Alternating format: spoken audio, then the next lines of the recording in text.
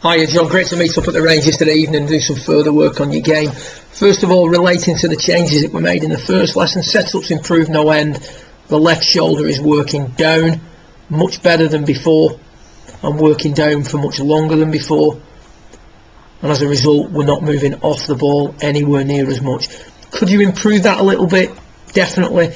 Is it better than it was? Again, definitely. So just keep working on the same pieces. Don't neglect those pieces because you will drift back into your old habits.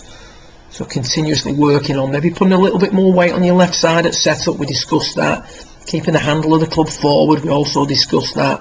But that left shoulder, the trajectory of the left shoulder during the early part of the backswing is downwards, and that stabilises the centre of the shoulder turn.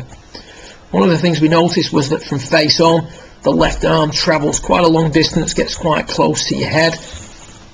And today's session really, or yesterday's session should I say, was all about tightening up the shot pattern that you were getting. The first thing we noticed there is that handle of the club is a little bit too high at setup. The tilt in your neck is much better than it was last time.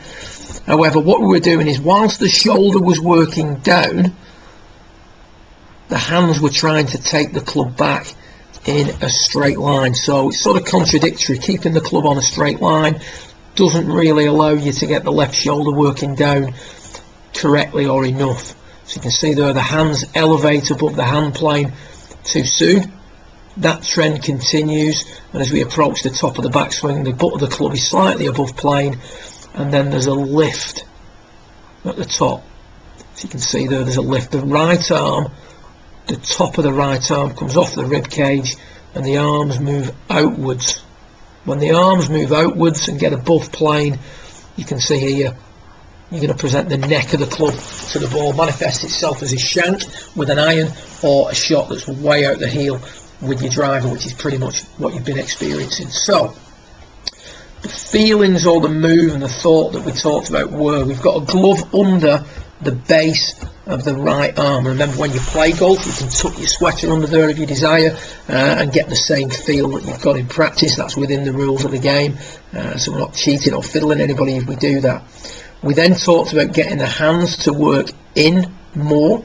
You can see there now that the hands stay on the lower red line for longer, and the key feeling on the way back was zero arms. So this is all torso. You can see when you do that and the arms don't lift off the rib cage, we get in a beautiful position at the top. So what we've got here is a sort of a throwback to your old swing where the shoulders were turning very flat and the arms were lifting off the rib cage to elevate the club and put it on plane. Because the shoulders are now working steeper, we don't need to lift the arms to get them on plane. So keeping the arms on the rib cage is a critical part of the golf swing for you.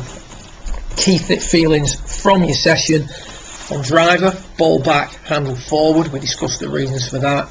In regards to the overall swing, pressure point 5, so pressure under the base or under the top of the right bicep against the rib cage, zero arms. Keep working on the previous session's idea of lowering the left shoulder throughout the time and space in the backswing, and I'm sure you're going to see some marked progress even on what was a much improved swing when you visited today. Well done.